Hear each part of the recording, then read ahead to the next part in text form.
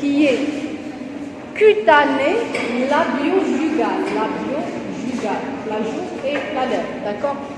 Une face postérieure qui est buccale ou orale, en rapport avec la cavité buccale ou orale. Vous avez,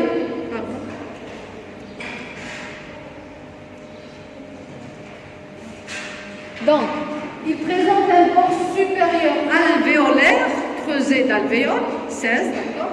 Et vous avez un bord inférieur qui est palpable. Le bord inférieur, il est palpable. Pour la face antérieure, regardez, vous avez ici, comme pour le frontal, donc vous avez sur la ligne médiane, vous avez ce qu'on appelle la symphyse mentonnière. Petite symphyse, c'est le reste de la fusion entre les deux hémimandibules, d'accord? La symphyse mentonnière. Puis vous palpez ici l'éminence mentonnière.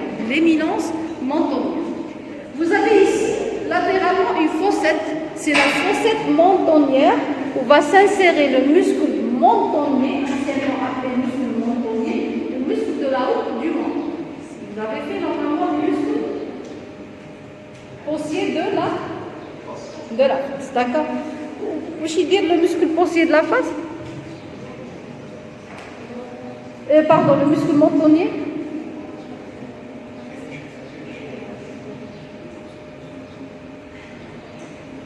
Comment vient tout à l'heure on parlera. Donc vous avez ici une ligne oblique externe.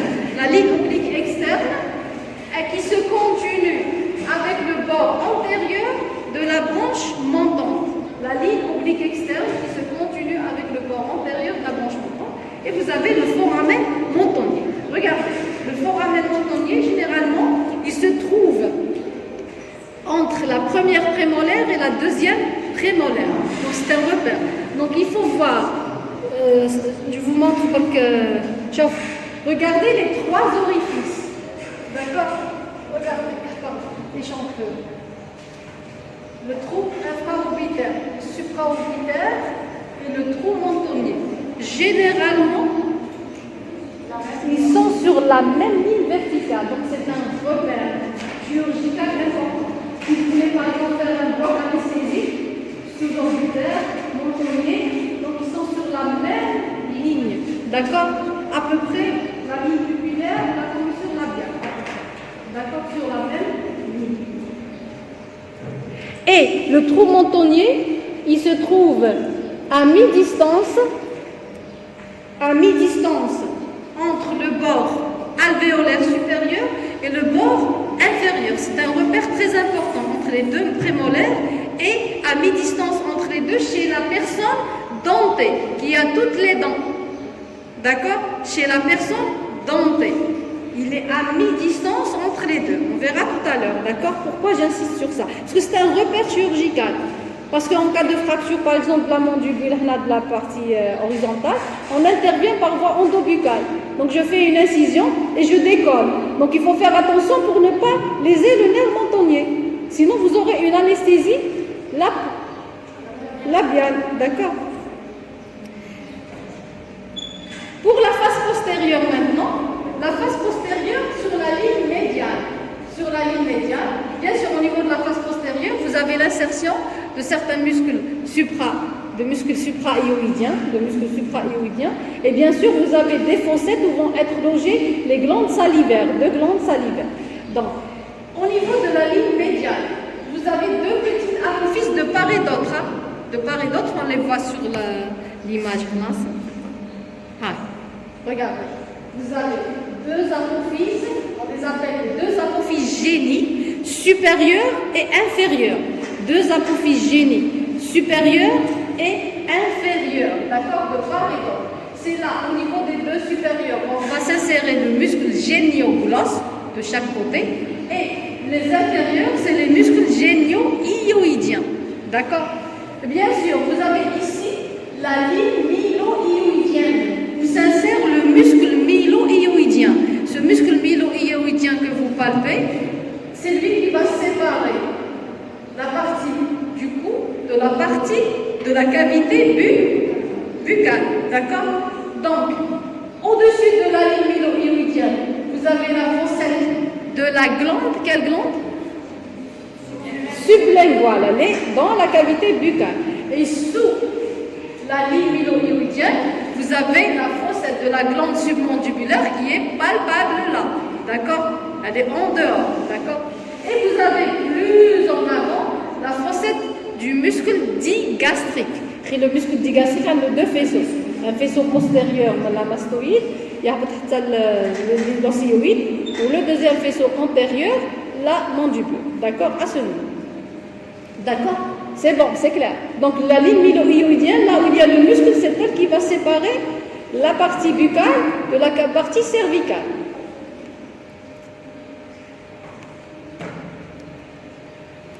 Donc, pour le bord supérieur, on a dit qu'il est creusé de 16 cavités alvéolaires, d'accord?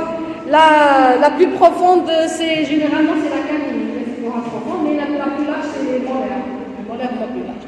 Donc, il faut savoir que l'os alvéolaire qui entoure la dent, il naît et disparaît avec la dent.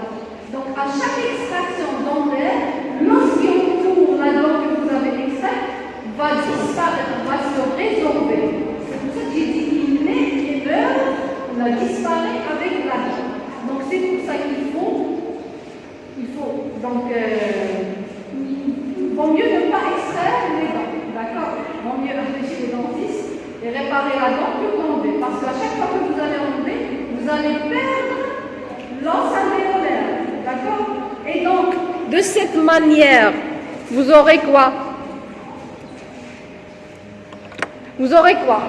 Regardez là, c'est une personne édentée totalement. Yani, elle n'a aucune dent. Regardez le trou. Donc, elle a perdu une grande partie de l'os alvéolaire. Regardez le trou mentonnier. Il devient proche du bord supérieur. Donc, c'est pour ça que les gens, les vieux édentés, qui mettent les prothèses dentaires, généralement, elles se plaignent de douleurs nerveuses du nerf mentonnier. Parce qu'avec la prothèse dentaire, le nerf est proche du bord. Donc, avec la prothèse, elle peut comprimer un petit peu. Donc, toujours, ils ont une névralgie, ce qu'on appelle la névralgie du mentonnier. Donc, c'est vrai, c'est une douleur en masse électrique. C'est gênant, c'est gênant. Donc, c'est pour ça. Pardon. Ça.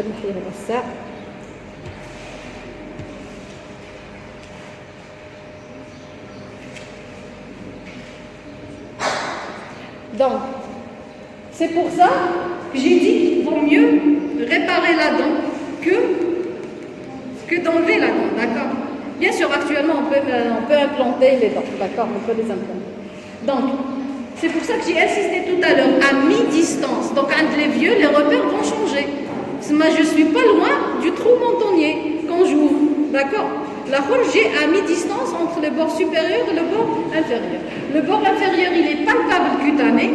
La partie là, médiane, c'est le segment symphysaire, et de la région symphysaire, il y a une médiane. Ou la partie latérale, on l'appelle le segment basilaire. Donc une fracture qui se trouve là au milieu, on l'appelle une fracture symphysaire. Une fracture qui est en dedans de la canine, elle est parasymphysaire, mais une fracture qui est en arrière de la canine, c'est une fracture de la branche horizontale. D'accord? Donc, là, c'est le segment basilaire. Regardez ici, près de l'angle, vous avez une échancrure. Cette échancrure que vous pouvez palper, elle signe le passage de l'artère faciale. L'artère faciale que vous pouvez palper, elle est palpable. Elle va prendre le cas qui est palpé là. C'est toujours une échancrure qui est la cage sur le vaisseau. C'est l'artère, d'accord? Donc, هنايا هاي تبان لنا l'échancrure de l'artère faciale. C'est bon, c'est clair? Donc, pour les branches montantes, donc, on le recherche généralement entre la première et la deuxième prémolaire. Donc, allez, j'insiste parce que les fractures à ce niveau peuvent léser le nerf mentonnier. Donc, pour les branches montantes, regardez, elle est de forme quadrilatère, d'accord? Vous avez une face latérale, une face médiane, un bord supérieur, un bord antérieur, un bord postérieur et un bord inférieur. Pour la face latérale, ici vous avez l'insertion du masséter. vous mastiquez, vous mâchez, vous avez le muscle masséter qui se contracte. Elle est la face latérale. Pour la face médiane, vous avez des rugosités. Bien sûr, les muscles, lors de leur insertion, vont laisser des rugosités au niveau de l'os. D'accord? Là, sur la face interne, vous avez le muscle ptérygoïdien médial. Le muscle ptérygoïdien médial que je vous ai montré tout à l'heure, la coupe scanographique. D'accord? Donc, au milieu de la face interne, vous avez le trou, on l'appelle le foramen ou bien le trou dentaire inférieur ou là le foramen mandibulaire, anciennement appelé l'orifice du canal dentaire inférieur. C'est là où va passer le paquet vasculonerveux dentaire inférieur ou la alvéolaire inférieure, d'accord, dans ce trou pour passer au niveau du canal. Donc il passe ici, il passe dans un canal, regardez, c'est un canal, et donc regardez là, il est proche des racines des dernières dents, des dents de sagesse. Donc parfois, la dent, elle est très... Surtout ça, les dents de sagesse, il faut l'éliminer. Donc il faut les enlever, d'accord. Parfois, les racines, elles sont très proches du nerf. Donc là, il faut faire attention pour ne pas léser le nerf. Sinon, vous aurez une anesthésie, une paresthésie de cette région. D'accord.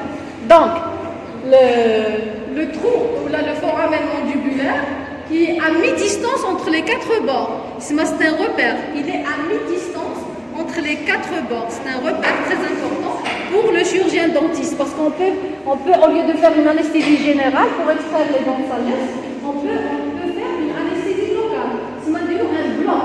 Le nerf avant qu'il passe dans le canal. Donc, vous remarquez ici qu'en avant du trou, vous avez une petite épine. On l'appelle l'épine de Spix ou l'ingula. Épine de Spix ou l'ingula, c'est un repère. Lorsque le chirurgien dentiste il peut la trouver, et donc c'est un repère pour faire l'anesthésie. D'accord? Dire un bloc, il fait un bloc. Anesthésie. Donc,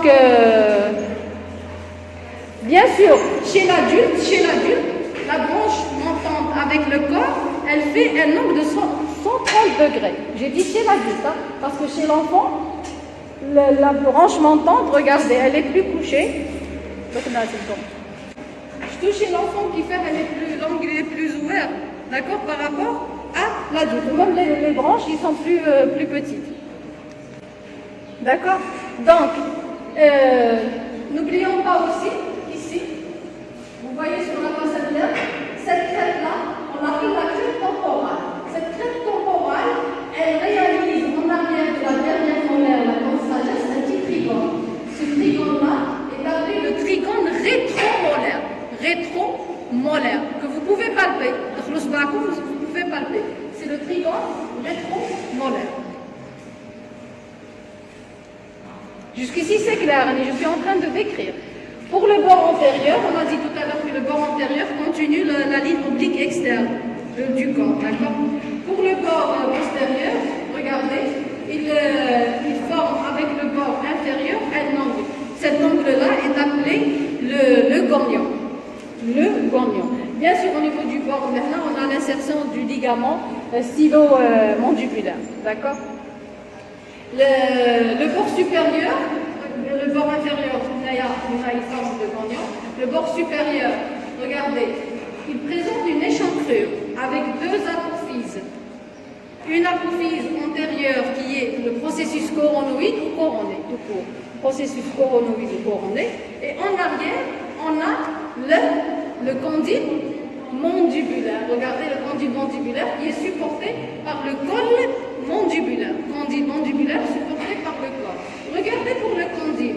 C'est une surface qui est oblongue, ellipsoïde, et qui présente, regardez, un versant antérieur qui est recouvert de cartilage articulaire et un versant en arrière postérieur, vertical, qui n'est pas articulaire. Donc je touche en dodane, d'accord?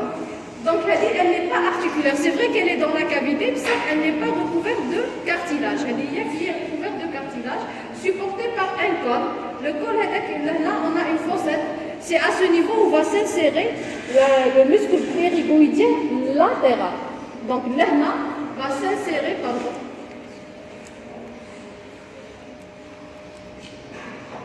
Ici va s'insérer donc la fossette. La fossette ptérygoïdienne, c'est là où s'insère le muscle ptérygoïdien latéral. Ici, il est horizontal. Il passe de la fossette vers l'apophyse ptérygoïde. J'ai en allemand l'apophyse ptérygoïde. D'accord? Donc, l'apophyse coronoïde ou le coronet va s'insérer à ce niveau sur sa face médiane, le muscle temporal. Donc, temporal, il s'insère sur la face médiane, puis il remonte derrière l'arcade zygomatique, où il s'insère au niveau de la fosse temporale. D'accord? Donc, bien sûr, ça, entre les deux, c'est l'échancrure sigmoïde. Donc, regardez, quand je place, je te l'ai l'échancrure sigmoïde. Donc, là, c'est la région infratemporale, ce que vous voyez là. Donc, je peux introduire une aiguille, là, ou si j'introduis une aiguille, avec la fosse infratemporale. D'accord? Je te la fosse une aiguille, là. Donc, la région, c'est l'arcade zygomatique. D'accord? C'est bon? Jusqu'ici, c'est clair. Donc, on passe maintenant à l'articulation si vous n'avez pas de questions. Donc, avant de passer à l'articulation, il faut connaître l'ossification au niveau de la mandibule, elle est membraneuse.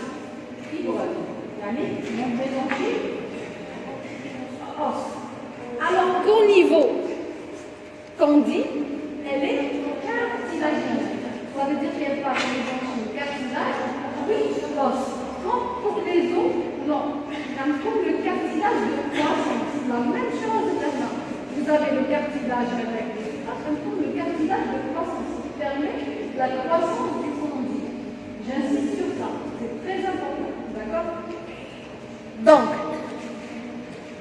l'articulation temporomandibulaire, on appelle couramment ATM. Articulation temporomandibulaire, ATM. D'accord? C'est la seule articulation, comme on a dit tout à l'heure, mobile du massif crânio-facial. C'est une vraie articulation, c'est une diarthrose. Imaginez qu'il va par exemple des structures entre le crâne, il y a des trucs soumis en portrait, la dernière fois, les d'accord?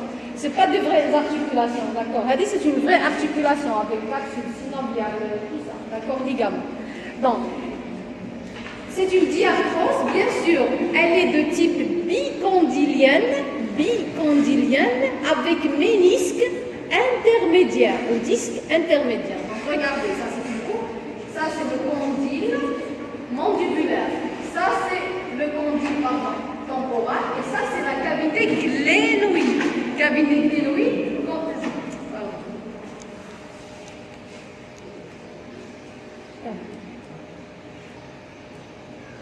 donc, regardez, condyle temporal, cavité glénoïde. Donc ça, c'est le condyle mandibulaire. Donc vous avez entre eux un disque ou ménisque intermédiaire. Pourquoi un disque? Regardez la surface au niveau temporal. Elle est comment? Convexe, concave. Donc elle est convexe ou concave. Alors qu'au niveau mandibulaire, elle est seulement convexe. Donc il faut adapter. Donc ces surfaces articulaires entre eux, par quoi? Par un ménisque qui coule malléable, d'accord, et souple, d'accord. C'est pour ça qu'il est fibrocartilagineux. Donc c'est une diarthrose de type bicondylienne avec ménisque intermédiaire ou disque intermédiaire. Elle unit, bien sûr, la mandibule à la base du crâne. Là, je suis au niveau de la base du crâne, c'est-à-dire au niveau du temporal. Et bien sûr, les deux articulations travaillent ensemble. Donc c'est pour ça que je dis qu'il y a une interdépendance des deux articulations. L'une dépend de l'autre. Elles travaillent ensemble.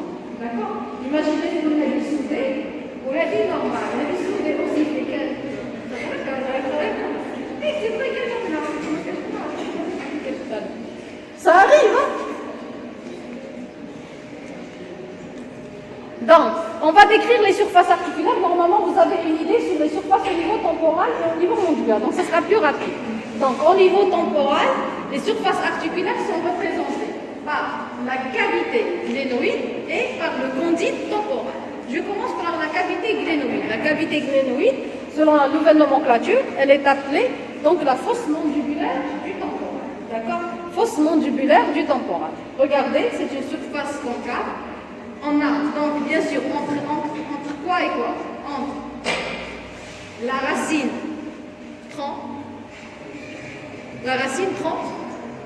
transverse qui est le condyle temporal et la racine longitudinale. D'accord? Donc vous avez, elle est divisée en deux par la scissure de Glaser ou la scissure tympano-squamous. D'accord? Donc la partie antérieure, le versant antérieur, il est encroûté de cartilage. Ça veut dire qu'il est articulaire. Le versant postérieur, il n'est pas articulaire parce qu'il n'est pas recouvert de cartilage. C'est la partie tympanique. D'accord? Déjà, on a une idée, la hadith donne la dernière fois. Les limites de votre cavité, regardez. En externe, vous avez la racine longitudinale de votre apophyse zygomatique. Regardez les tubercules zygomatiques antérieurs et postérieurs. Vous avez en avant la racine transverse qui est le condyle temporal. Et bien sûr, vous avez en postérieur c'est la paroi le conduit, la paroi antérieure du conduit auditif externe. Et là, vous avez là, c'est le sphénoïde, c'est la grande aile du sphénoïde.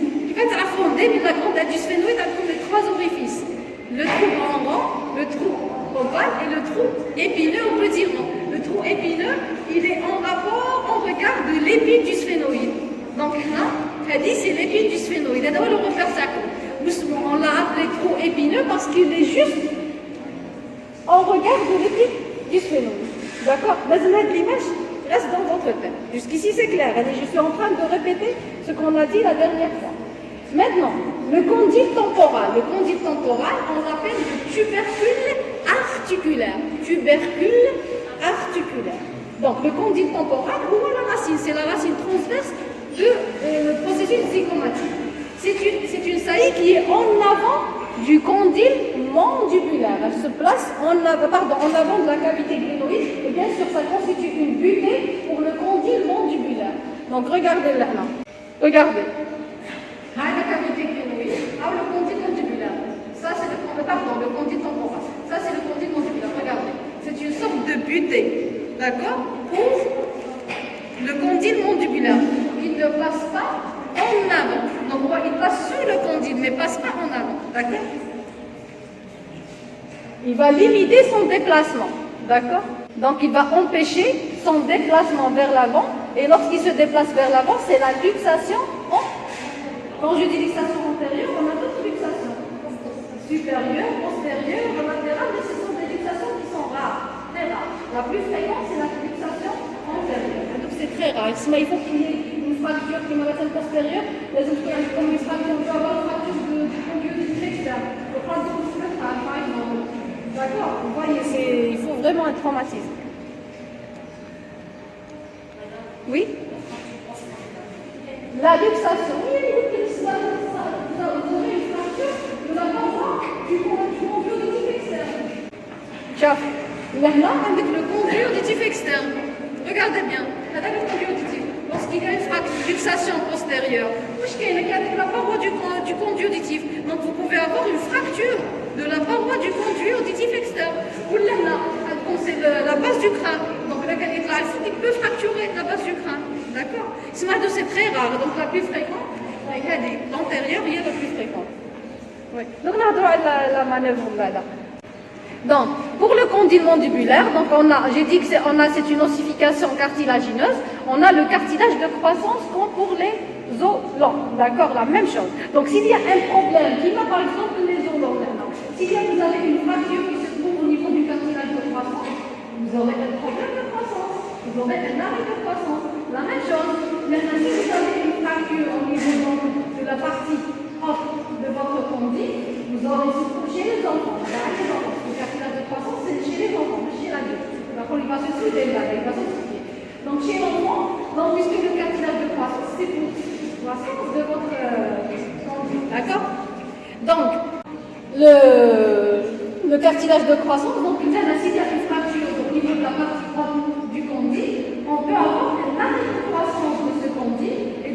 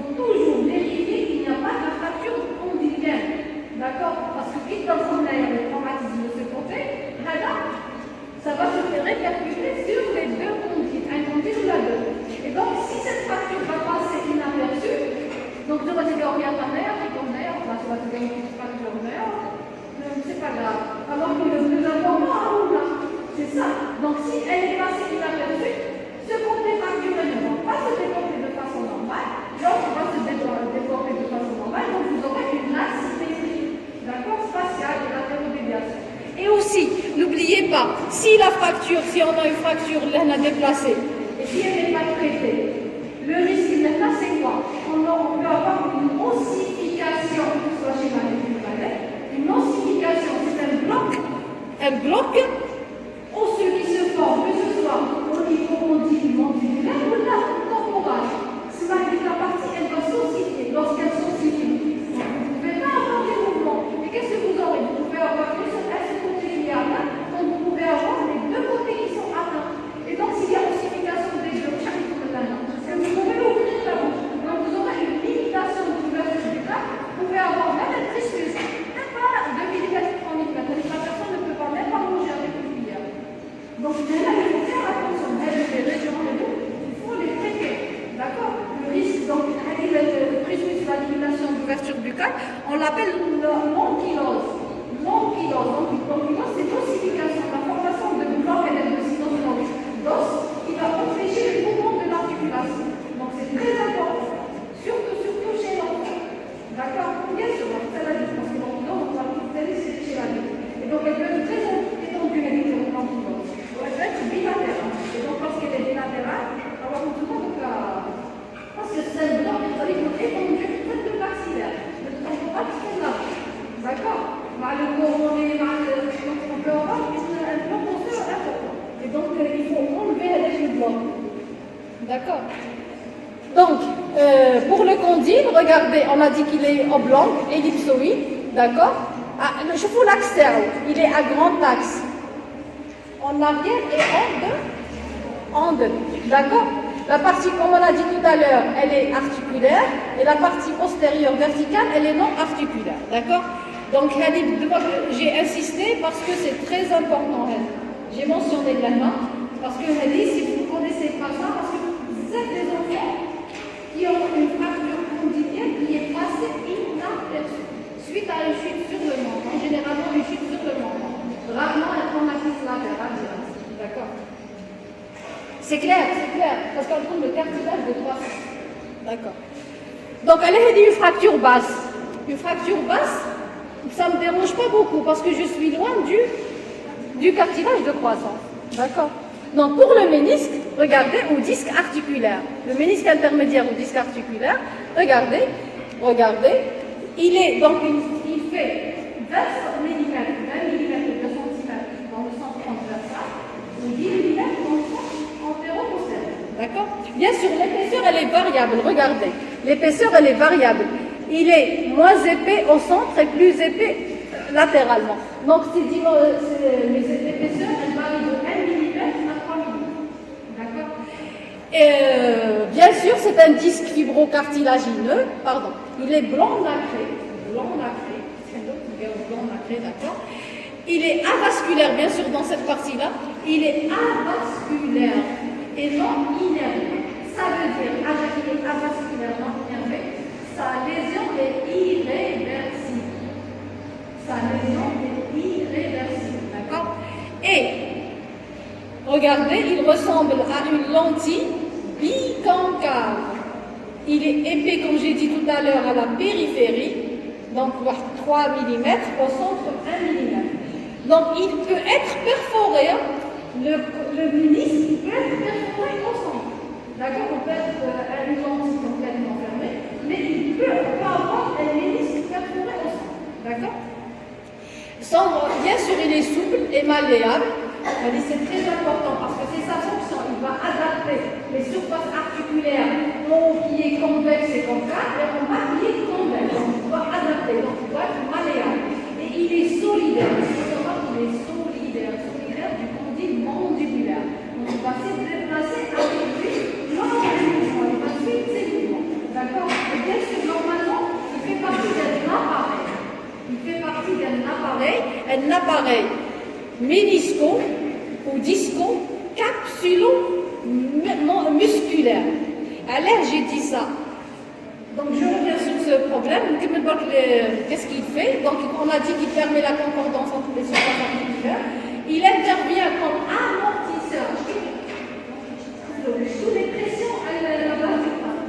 C'est des pressions, c'est des forces. Donc, qu'est-ce qu'il fait? Il constitue, puisqu'il est malléable, il constitue un amortisseur des contraintes des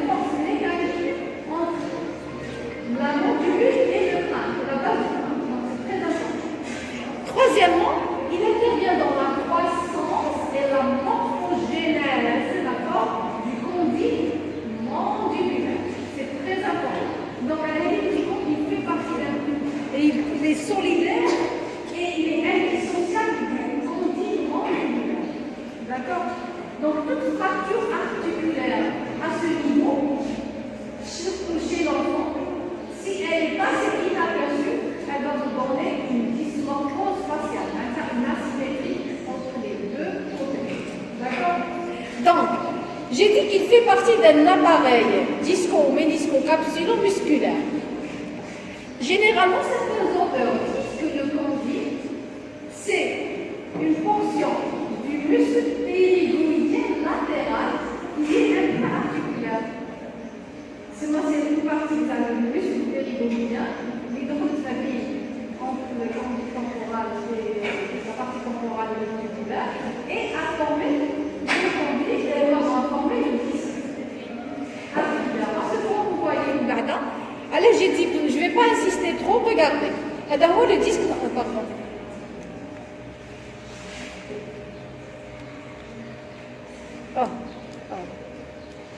Donc, regardez. D'abord, le disque proprement dit. Regardez là. C'est la capsule. Là, ce que vous voyez en latéral, c'est la capsule. Vous voyez. La capsule, elle a des fibres superficielles. Qui s'insèrent au niveau mandibulaire et temporal. Au niveau mandibulaire et temporal. Les fibres profondes, de la capsule, elles vont former ce qu'on appelle les freins méniscaux. Les freins méniscaux, regardez.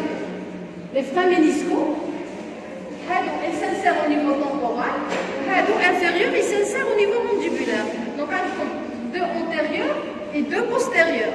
Les supérieurs au niveau temporal et les inférieurs, c'est au niveau mandibulaire. Donc, normalement, regardez bien. C'est ça le disque proprement dit. D'accord? La partie centrale. D'accord? Regardez, vous avez une lame tendineuse en avant et une lame en arrière, rétrodiscale. Regardez, prédiscale. Regardez le muscle périgoïdien latéral. Ça, c'est le masséter et le temporal. D'accord? C'est pour ça qu'on a dit que le muscle périgoïdien latéral, c'est une portion du muscle périgoïdien latéral qui a donné le disque. D'accord? Donc, et regardez. Donc, c'est les freins méniscaux postérieurs qui proviennent en même temps de la capsule. Regardez. C'est la capsule. La capsule, elle a des fibres superficielles, ou elle a des fibres profondes. Les fibres profondes vont participer. Elles participent parce que même le périgoïdien latéral, voire le plus important, oui, le masséter et le temporal, ils vont participer à former donc l'appareil. C'est pour ça que j'ai dit ménisco-capsulo-musculaire. D'accord? Donc tous ces éléments-là vont participer à former tout cet appareil. C'est ma florose au milieu. J'ai le disque proprement dit. Mais il présente une lame en avant. Et après tendineuse ou la prédiscale, notre rétrodiscale qui va vous donner en arrière les freins qui sont en réalité les fibres profondes de la capsule. Ces freins, les supérieurs s'insèrent au niveau temporal et les inférieurs s'insèrent au niveau mandibulaire. D'accord? Ces freins sont très importants, surtout le postérieur. Ils vont limiter le mouvement du condyle vers l'avant. D'accord? Surtout, on va le voir après, le frein postéro-inférieur, d'accord?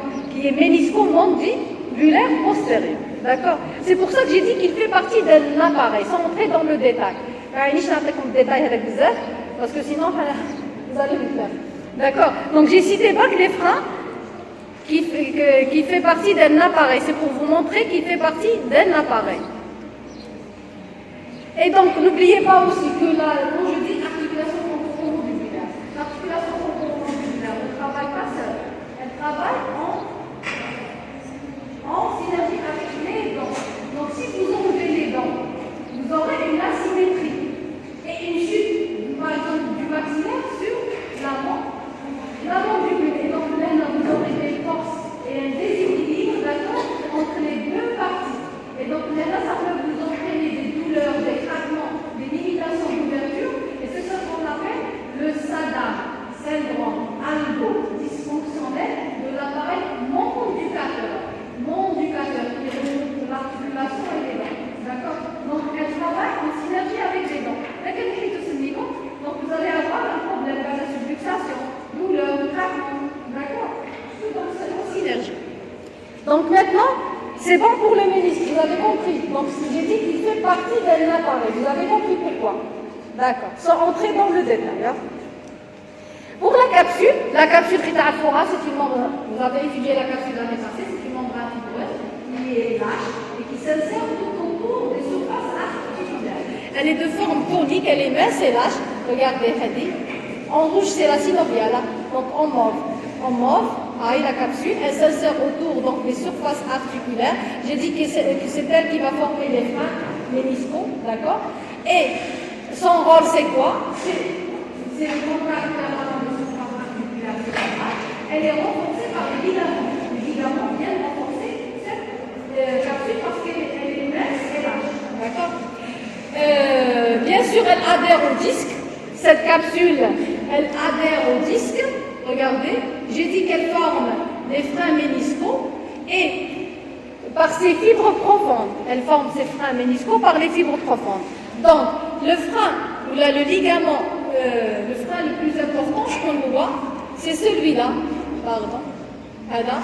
Le frein ménisco. Pardon, celui-là. Parce qu'elle va se mobiliser avec lui. Celui-là. Fougani. Pardon. Le frein ménisco-temporal postérieur. Qu'est-ce qu'il fait, moi? Il va rappeler le condyle mandibulaire lors du déplacement vers l'avant, la propulsion vers l'avant. C'est pour ça qu'on l'appelle le ligament de rappel. Le ligament de rappel, c'est quoi? D'accord? C'est pas pour nous, mais d'accord, le plus important. C'est celui-là. Voilà, vous le voyez. Le frein ménisco-temporal postérieur qui rappelle votre condyle lors de la propulsion vers le mouvement vers l'avant. D'accord? Donc, bien sûr, regardez, puisqu'elle adhère au disque, donc là, vous aurez deux cavités qui sont complètement séparées et indépendantes l'une de l'autre. Vous avez une cavité articulaire au-dessus du condyle, au-dessus du disque, c'est une cavité articulaire supradiscale. Et une cavité sous le disque, c'est une cavité articulaire infradiscale. La supradiscale, elle est entre le disque et le temporal, donc je vais l'appeler cavité disco-temporale. Ou l'autre, elle est sous le disque et elle est la mandibule, donc je vais l'appeler disco ou la ménisco-mandibule. D'accord? Elles sont complètement séparées. Sauf quoi? Sauf les coups perforés. Le ménisque, les coups perforés, il y a le ménisque. D'accord? Donc les ligaments, on a des ligaments intrinsèques et des ligaments extrinsèques. C'est-à-dire les intrinsèques, ce sont les vrais et les propres qui sont au niveau de la cavité, non au niveau articulaire. Donc vous avez le ligament externe, celui-là, qui est très puissant et il est formé, comme vous pouvez voir, de deux faisceaux. Il a deux faisceaux.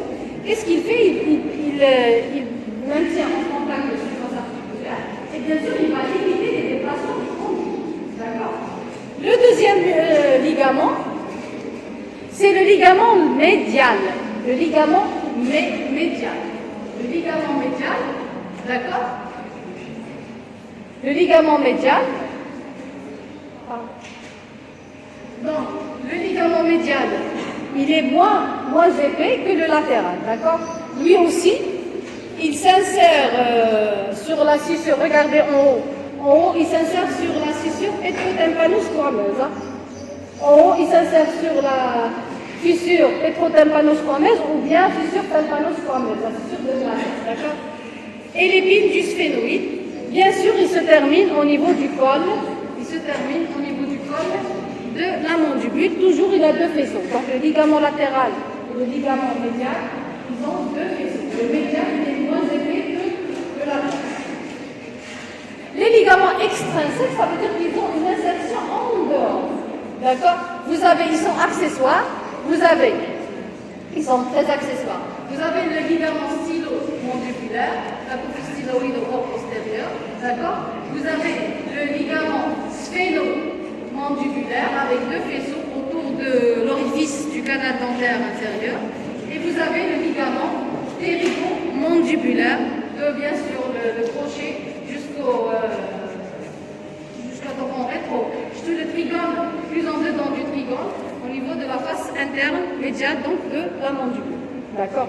Donc je n'ai pas voulu insister sur les insertions, c'est pas important. Donc c'est évident, d'accord? Donc j'ai trois ligaments extrinsèques. La synoviale, la synoviale c'est quoi? C'est, je te la capsule, et c'est la membrane qui tapisse la face profonde de la capsule.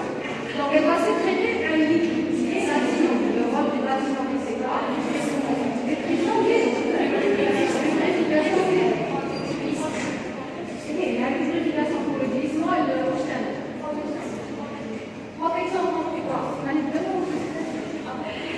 Parce qu'elle est riche en anticorps. En anticorps, et donc elle a un rôle immunitaire. Donc elle protège très bien et elle protège contre les infections. D'accord? C'est très important. Avec protection, j'ai voulu vous dire cela, vous allez répondre. Donc, un rôle immunitaire, protection, protège contre les infections. La synoviale. Bien sûr, la synoviale, il y a la partie profonde. Il y a la synoviale. Et donc, puisque j'ai le disque, automatiquement, j'ai deux cavités complètement séparées, la supradiscale et la infradiscale. D'accord? Donc, physiologiquement, donc, de point de vue physiologique, les mouvements. Donc, l'articulation, on a dit qu'il y a une interdépendance entre les deux articulations. La position de repos. Quelle est la position de repos? C'est la position de repos. Non, mais là, c'est la position de repos. Quelle est la position de repos? Encore, toujours.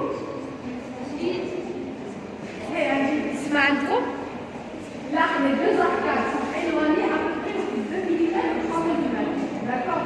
C'est les deux donc éloignées de la position de repos. Et en même temps, regardez. Le condyle mandibulaire, il regarde le versant postérieur du condyle temporal. D'accord? Et bien sûr, l'ATM, lors de la mastication, lors de la mastication, on va avoir des mouvements. Abaissement et élévation, des mouvements de latéralité, mouvement de déduction, des mouvements de latéralité, des mouvements de déduction. D'accord? Et bien sûr, propulsion et rétropulsion. D'accord? Donc là, vous connaissez l'intervient dans la mastication. Donc j'ai 3 sortes de mouvements. Là, l'élévation et l'abaissement. Donc le plan d'attaque qui est conformé, c'est un plan qui est comment? Je dessine un plan vertical sagittal. Et quand je fais comme ça, je dessine un plan horizontal. Je dessine un plan horizontal, d'accord? Donc, bien sûr, le centre c'est au niveau de l'orifice dentaire inférieur. D'accord? Le centre où il y a l'axe. D'accord? L'axe de votre mandibule, lors du mouvement, il passe au niveau de l'équilibre. Le point d'équilibre entre le périgonidien latéral et le périgonidien médial, c'est au niveau de l'orifice dentaire et mandibulaire dentaire inférieur. D'accord? Donc, lors du mouvement, regardez bien. Lors du mouvement, le condyle mandibulaire, qu'est-ce qu'il fait? Il fait une rotation sarcastique. Il fait une rotation, on va dire une translation. D'accord? Une rotation, oui, une translation. Il va se placer sous le condyle. Là, il est sous le condyle. Pardon, le condyle non, c'est pas obligé. Oh, voilà. Donc, le condyle mandibulaire, il est sous le condyle temporal. Donc, imaginez que ce condyle dépasse. Là, il se place là. On aura donc, il va être bloqué, il va être emprisonné en avant du condyle temporal. Donc, la personne médique, elle ne peut pas fermer la cavité buccale. Elle ne peut pas l'ouvrir, elle ne peut pas la fermer. D'accord? Donc, c'est une luxation, c'est un déplacement antérieur, c'est une luxation antérieure du condyle mandibulaire. Qu'est-ce qu'on doit faire? On ne peut pas fermer la cavité buccale. Moi, je dis, on va faire un en avant. On va le condyle en avant. On va pas en avant. Donc, on peut avoir une luxation unilatérale, on peut avoir un côté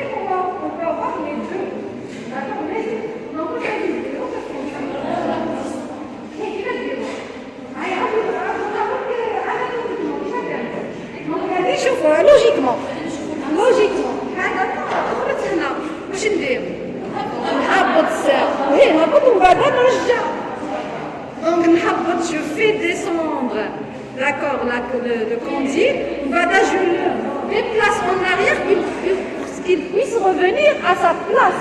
Il doit combler sa place. C'est la manœuvre qu'on appelle la manœuvre de Nélaton. Un peu de silence. C'est la manœuvre de Nélaton qu'on a fait lors de la lutte. Bien sûr, ça, la personne, elle doit être assise contre un mur. Contre un mur, alors elle bouge. Parce que la zone, fixe, elle doit être fixe. D'accord? Donc elle doit être assise contre le mur. Et je fais, bien sûr, je porte des gants avec des compresses comme ça. Donc je vais utiliser mon espace plutôt serré sur les dents, les dernières dents. Donc maintenant je la baisse comme ça et je pousse vers l'arrière. Donc si elle revient, la situation va se faire. C'est la manœuvre de Nélaton. D'accord? De toute façon, vous allez chercher Nélaton. Vous avez fait Nélaton, d'accord? La manœuvre de Nélaton. Donc elle est liée comme chose. C'est pas logiquement dans quelle c'est la manœuvre de Nélaton. Et puis vous la faites revenir en arrière. Allez, vous se souvenez, ça peut être ça là. Le nombre de dents, par exemple, le nombre de dents, on a dit. Le nombre de dents,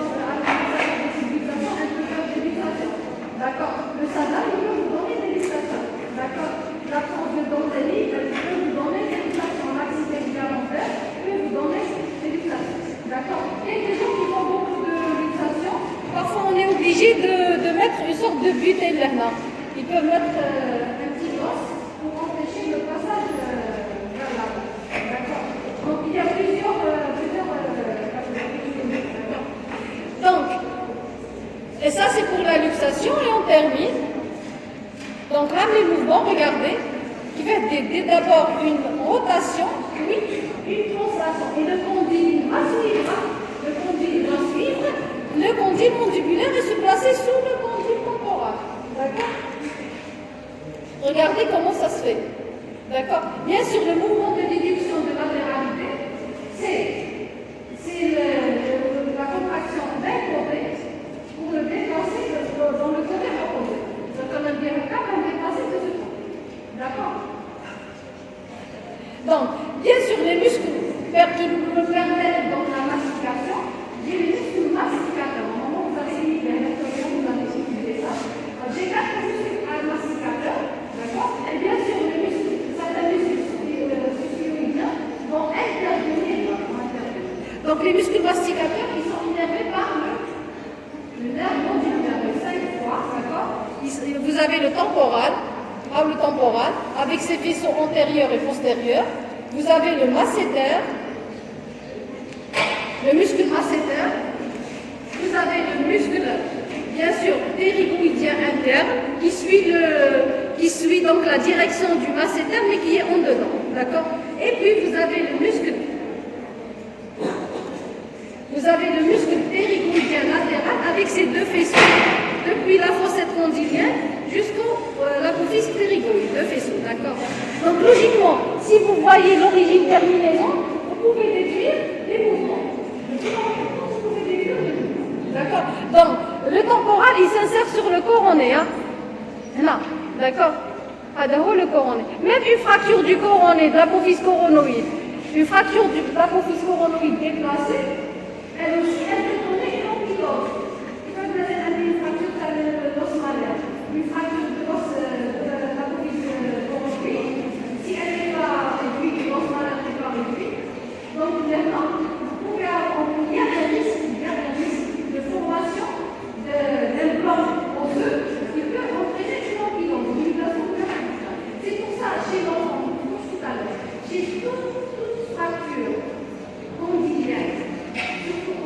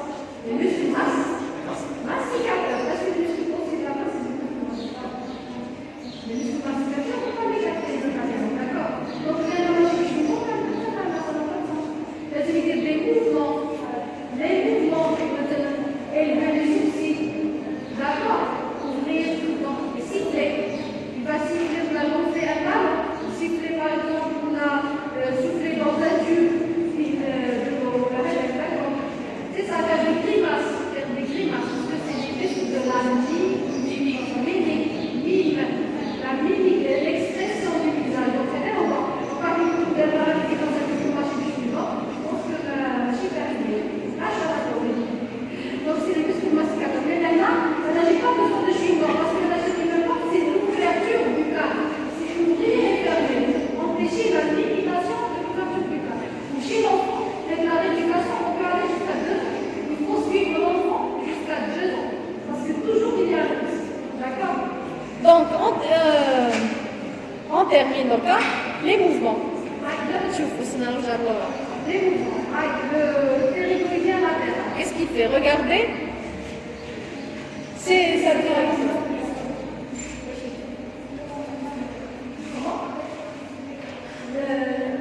هذا البروبulsion. شوفي مليح. هاي سيدي نبداو بالماسيتير اسالنا من temporal.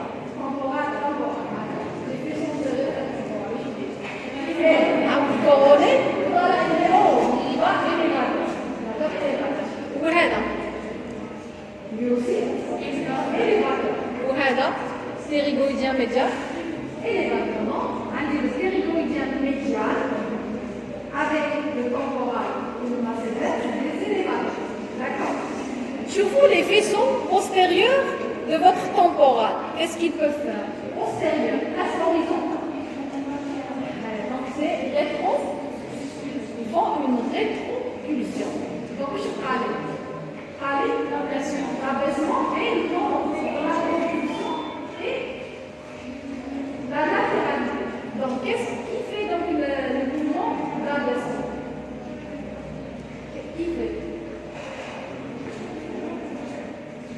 Le ptérygoïdien latéral. Donc le mouvement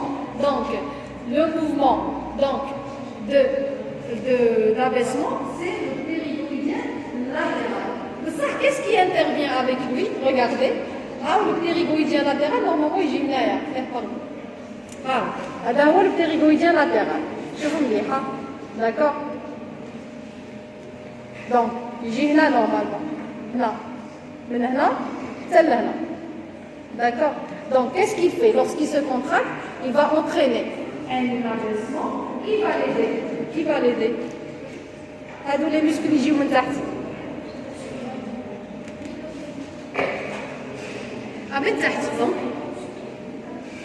شعلكم هيا. Vous avez le faisceau antérieur du digastrique. وعندكم le digastrique. شعلكم ثاني. شعلكم.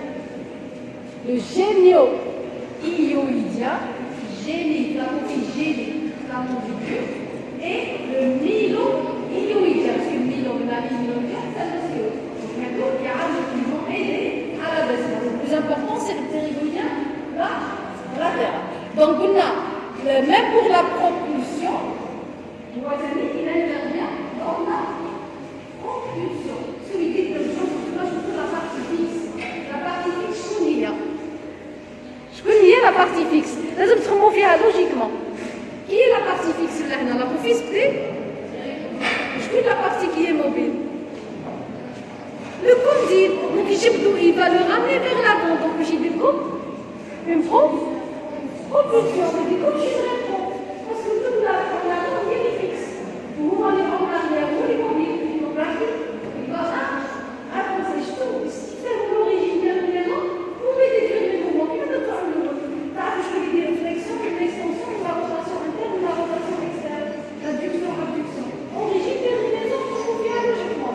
D'accord? Zidou, je prends là. Donc, bien sûr, la rétropuissance limite les faisceaux postérieurs, bien sûr, accompagnée de chevaux, de qui? De quoi?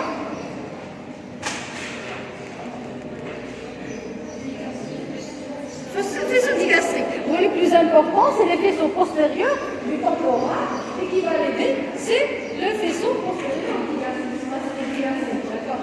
Et bien sûr, je prends la déduction.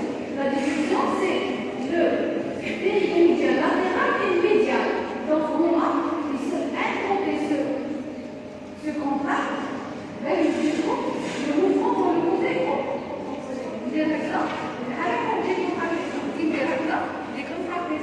D'accord. Bien sûr, l'exemple aussi. Par exemple, si quelqu'un vient avec une fracture condylienne, avec une latérodéviation, une déviation, si maintenant on lui demande d'ouvrir et de fermer, en même temps, si la latérodéviation, par exemple, est de côté droit, je lui dis de faire des mouvements inverses. Quand la latérodéviation est à droite, je lui dis de faire des mouvements à gauche pour rééquilibrer la mandibule. Elle revient à sa place. Donc toujours l'ouverture et la fermeture à 10 automatique. Mais selon le contexte clinique, s'il y a une latérodéviation, soit à gauche ou à droite, je lui dis de faire des mouvements inverses pour que la mandibule ne reste pas latéralisée de l'autre. D'accord. Donc c'est des fractures condyliennes, elles sont très importantes. Et j'insiste parce qu'il y a beaucoup d'enfants qui ont fait des chutes sur le menton où ils avaient une fracture condylienne haute, articulaire, qui n'a pas été traitée. Et donc ils ont une dysmorphose, une déviation, une asymétrie. Et lorsque les deux condyles sont touchés, vous aurez une absence de croissance des deux condyles. Ça veut dire que lorsqu'il y a une absence de croissance des deux condyles, la mandibule a trop.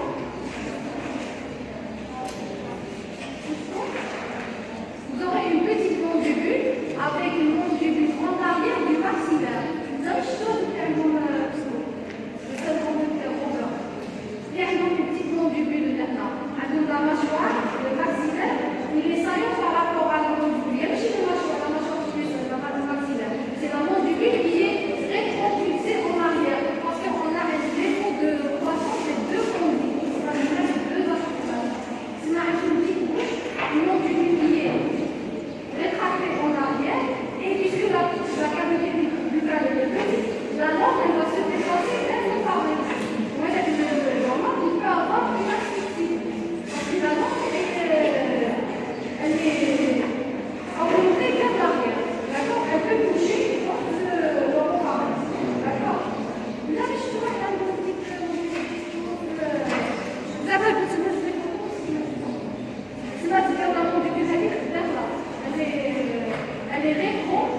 On a une rétro-mandibule. D'accord. Un petit menton avec une mandibule qui est des branches qui sont courtes parce qu'il y a une fracture, d'accord, qui est déplacée. Donc elle a une façon des deux condyles. Les deux condyles sont en arrière. Et puis quand elles se condylent, vous aurez une asymétrie entre les deux demi-faces. Mais les deux, c'est la mandibule qui va être plus petite, qui va être rétractée en arrière. C'est donc la question. Donc vous avez compris la TH. Donc elle est toujours des intérêts cliniques.